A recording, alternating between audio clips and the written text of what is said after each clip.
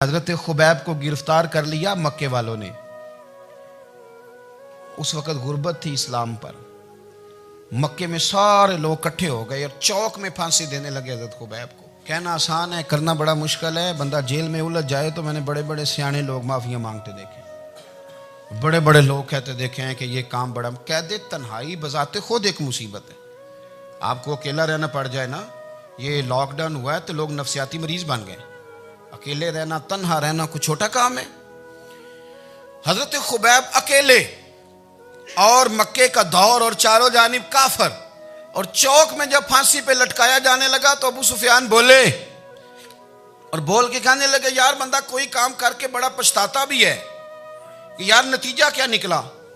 तो माज़अल्लाह आपका भी नतीजा तो फांसी है, तो आपका क्या ख्याल है। ये आप यकीन करें कि लोग सही सही साथ चलते हैं, थोड़ी सी दुश्वारी उठानी पड़ जाए तो कहते हैं मैं घर ही ठीक था, पर इन्हीं पत्थरों पे चल के अगर आ सको तो आओ। मेरे घर के रास्ते में कोई कहकशा नहीं है। लोग ना मीठा मीठा खाना चाहते हैं, थोड़ा कड़वा आ जाए तो मुसीबत बन जाती है। कहते हैं सारे ही फलाने से प्यार करेंगे तो मैं करूँगा, सारे मुखालफत भी करेंगे तो हम इंशाल्लाह प्यार ही करेंगे। ये क्या बात हुई कि हम जमाने का रंग देख के चलेंगे। अब बाद लोग पछता रहे होते हैं। हजरत खुबैब से कहा, अबू सुफियान ने अभी कलमा नहीं पढ़ते थे, कहने लगे तू इस वक्त फांसी पर लटक रहा है और तेरे नबी मदीने में और आराम में, और उनके सहाबा आराम में, अहले बैत घर में। तेरे ज़हन में अगर इस वक्त यह बात हो कि इस वक्त तेरी जगह पे वो होते माज़अल्लाह, तो फिर क्या होता। मजमा गैरों का, इलाका गैरों का। ये टाइम आया था अब नारा रिसालत लगाने का। अब टाइम आया हजरत खुबैब ने नारा रिसालत लगाना है, पर लगाना किस तरह है कि काफिर याद रखें। हजरत खुबैब से कहने लगे अगर तेरी जगह हुजूर होते तो फिर तेरा क्या ख्याल है माज़अल्लाह। तो हजरत खुबैब कहने लगे तुम अभी भी नहीं समझे। ठीक है मैं मक्के में अकेला हूँ, सारे लोग मदीने में हैं, पर मैं पछता नहीं रहा, मैं तो फख्र कर रहा हूँ। मैं फख्र कर रहा हूं इसलिए कि चोरी करके जान नहीं दे रहा, मदीने वाले की इज्जत पे जान दे रहा हूं। मैं फख्र कर रहा हूं। फरमाया सुन, तू कहता है तेरी जगह हुजूर होते और तुम उन्हें यहां माज़अल्लाह फांसी पे लटकाते। फरमाया सुन, मैं तो ये भी पसंद नहीं करता कि मैं घर में बैठा हूं और मेरे नबी को हल्का सा कांटा भी चुभ जाए। हमारा अपने नबी से मोहब्बत का रिश्ता है। एक कांटा भी हुजूर के कदम मुबारक में चुभे हमें बर्दाश्त। मजमा उनका था, नारे लग रहे थे, हमने मुसलमान पकड़ लिया। लेकिन हजरत खुबैब ने अकेले, अल्लाह करे आपको मेरी बात की समझ आए, अल्लाह करे आपको समझ आए, अकेले जब फांसी के तख्ते के करीब नारा लगाया ना कि मैं तो कांटा भी नहीं चुभने दूंगा अपने नबी को, अब सारे हार गए। अब उस एक जुमले ने ना इनको शिकस्त खुर्दा कर दिया। अब बोल कुछ नहीं सकते थे, गर्दनें झुक गई। और जब सन्नाटा छाया तो अबू सुफियान साथ वाले से कहने लगा बाकी सारी बातें अपनी जगह पर हैं, पर असहाबे मोहम्मद से प्यार तो बड़ा ही करते हैं ना। और वो कच्चा रंग ललारी वाला जेड़ा चढ़दा ते लैंदा रहिंदा, ए इश्क तेरे दा रंग मुहम्मद चढ़ जाए फेर नहीं लैंदा। कहा यार प्यार तो ये करते हैं ना, इसमें कुछ शक वाली बात। इस प्यार से काफिर डरता है। नबी पाक के साथ जज्बाती वाबस्तगी, हुजूर के साथ गुलामों का जज्बाती रिश्ता, और नबी पाक सल्लल्लाहु ताला अलैहि वसल्लम की आमद पर तशक्कुर के जज्बात। इमाम राजी ने लिखा है कि हज़रत मूसा कलीमुल्लाह अलैहिस्सलाम ने तौरात की तख्तियों के अंदर एक उम्मत का जिक्र पढ़ा कि जो उम्मत गुनाह का इरादा करेगी तो गुनाह लिखा नहीं जाएगा जब तक कर न ले, और नेकी का इरादा करेगी तो रब उनकी नेकी लिख देगा, और जब वो कर लेगी तो अल्लाह 10 गुना अजर अता करेगा। और वो ऐसी उम्मत होगी कि जिनके चेहरे क़यामत के दिन नूर की तरह चमकेंगे, और वो उम्मत होगी जिनकी अल्लाह ताला ज़मीन सारी पाक फरमा देगा, जहाँ नमाज पढ़ेंगे नमाज हो जाएगी। ये तज़किरे पढ़ के तो हज़रत मूसा कलीम अर्ज़ करने लगे अल्लाह ये उम्मत मेरी बना दे। तो रब करीम ने फरमाया कि मूसा नहीं, ये तो मेरे महबूब की उम्मत है। फरमाया ये तो मेरे नबी पाक की उम्मत, हुजूर की उम्मत। अल्लाहु अकबर। हज़रत मूसा मामूली आदमी नहीं, वो जलीलुल क़द्र पैगंबर हैं जिनका कुरान के हर सिपारे में तज़किरा है, कहीं वाज़े तौर पे, कहीं इशारतन, हर पारे में। और हज़रत मूसा अल्लाह के वो नबी हैं जो रब से डायरेक्ट बातें करें कोहे तूर। कहा ए मूसा ये उम्मत तो मेरे नबी की है, तो हज़रत मूसा अलैहिस्सलाम अर्ज़ करते हैं, इमाम राजी ने लिखा है, कहते हैं अल्लाह फिर मुझे अपनी नबी की उम्मत में शामिल कर। ओ यार, हमें लोग कहते हैं मिलाद ना मनाओ। जिस उम्मत में आने के लिए हज़रत मूसा ने दुआ मांगी, जिस महबूब की गुलामी के लिए, हमें तो दुआ भी कोई नहीं मांगनी पड़ी। अल्लाह ने फजल से ही मदीने वाले का गुलाम बना दिया। तो हम हुजूर के तज़किरे ना करें, हम तशक्कुर ना करें, हम नबी पाक सल्लल्लाहु अलैहि वसल्लम की नात ना पढ़ें, हम हुजूर के आने पर जश्न का इजहार ना करें। हर वो जायज़ तरीका जिससे इजहार खुशी हो सके वो मिलाद पे करना चाहिए और उसके लिए असबाब बनाने चाहिए। उम्मत का एक जज्बाती अंदाज होना चाहिए नबी पाक के साथ, एक वारफ्तगी, एक ज़ौक़, एक तबीयत के अंदर विजदान। नारा मतलब इस तरह ना हो कि बस चल रहा है काम। मैं नहीं हूँ कायल, मैं कहता हूँ पहले तो कोई लगाए ना, और फिर नारा जब लगता था ना तो मुसलमानों के यहाँ नारा लगता था तो बड़े बड़े लोग कांप जाते थे। सूफिया ने लिखा है कि हज़रत उमर ने जब कलमा पढ़ा ना तो 39 बंदे कलमा पढ़ते थे।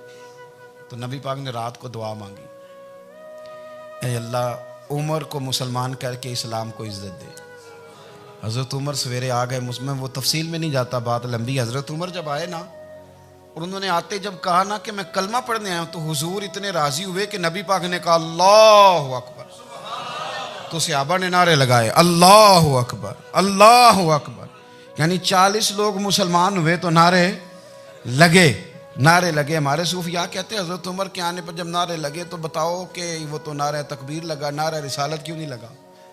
तो कहते हैं गोया हमें हुजूर ने ये समझाया है, हुजूर के इशारों ने समझाया है कि मैं अब अपने नारे खुद तो नहीं ना लगाऊंगा, मैंने तो अल्लाहु अकबर कह दिया, उमर आ गया है, मेरे नारे लगाता रहेगा।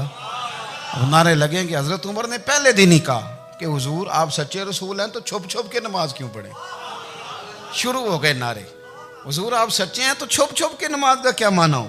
तो हुजूर ने फरमाया तेरा क्या इरादा है? कि हुजूर सारे नहीं, एक मैं, एक अमीर हमजा, एक लाइन के आगे वो लग जाए, एक के आगे मैं लग जाऊं, और बाकी मुसलमान जितने हैं कुल 40 थे, पीछे 18 19 बचेंगे। तो एक लाइन में वो हो जाए, एक में आगे, एक में अमीर हमजा हो, एक में मैं हूं। तो देख लेते हैं ये हमें नमाज कैसे नहीं पढ़ने देते। हाँ हाँ देख लेते हैं।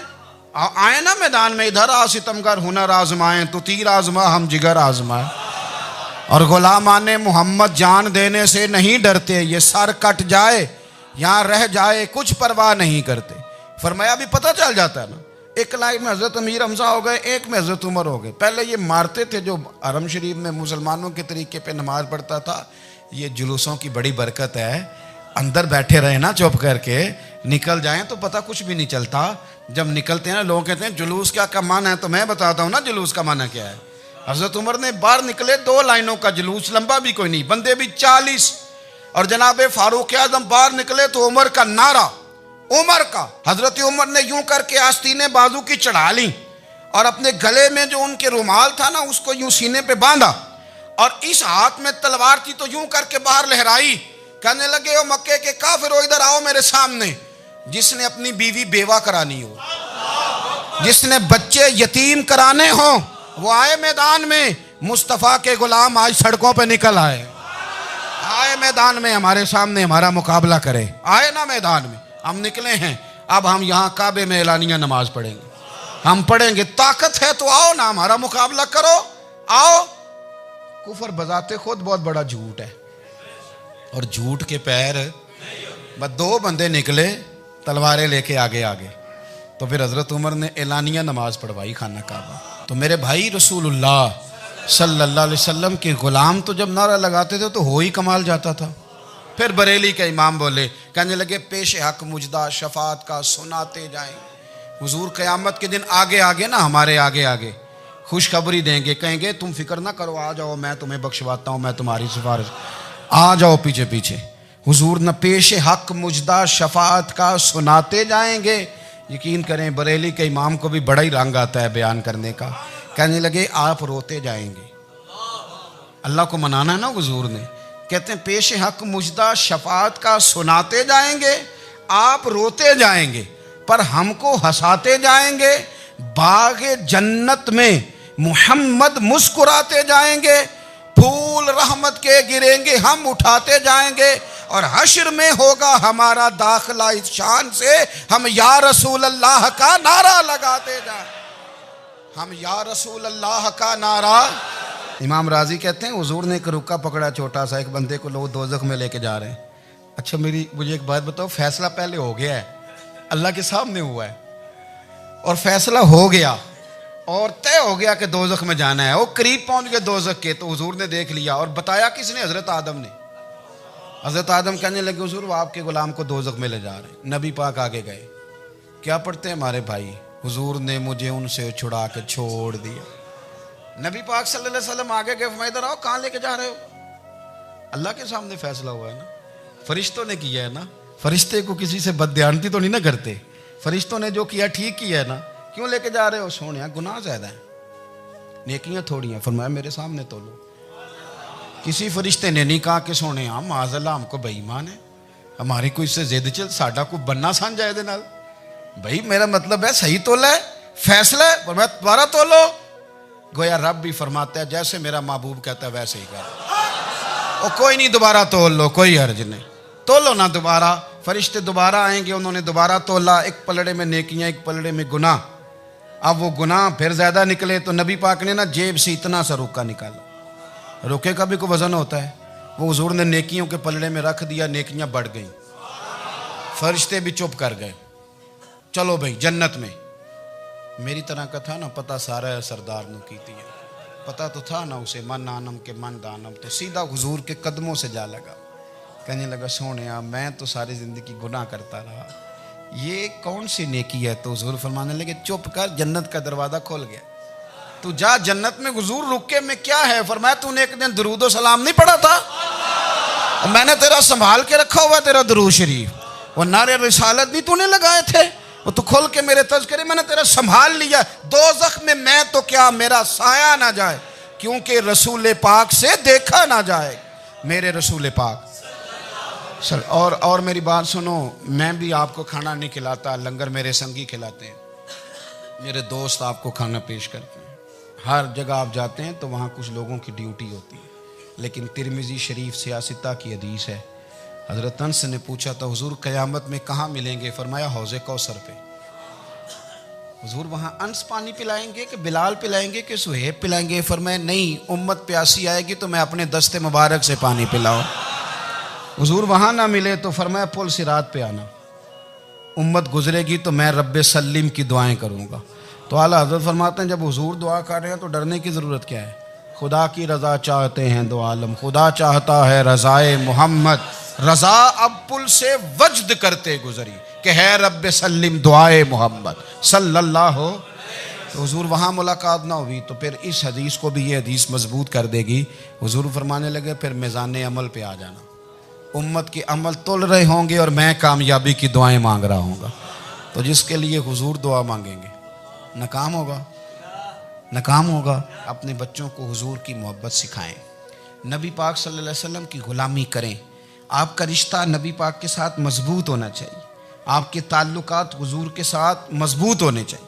और आपने दाएं बाएं नहीं देखना कि प्रोपेगेंडा क्या है, लोग क्या कह रहे हैं। लोगों को देख के जो लोग रास्ता बनाते हैं वो पीछे रह जाते हैं। आपने ये देखना है कि मेरा हुजूर से निस्बत का ताल्लुक मजबूत है, कोई किधर जा रहा है इससे हमें कोई ताल्लुक। इस वक्त आलमी हालात क्या हैं, कौमी हालात क्या हैं, मुआशी हालात क्या हैं, जर्नलिस्ट क्या कह रहे हैं फलाने के, हमें इससे गरज नहीं है। हमें तो इतना पता है कि हमने अपने नबी को राज़ी करना है। तो इसलिए खूबसूरत महाफिल का जिक्र करें, खूबसूरत दुरूद शरीफ पढ़ें।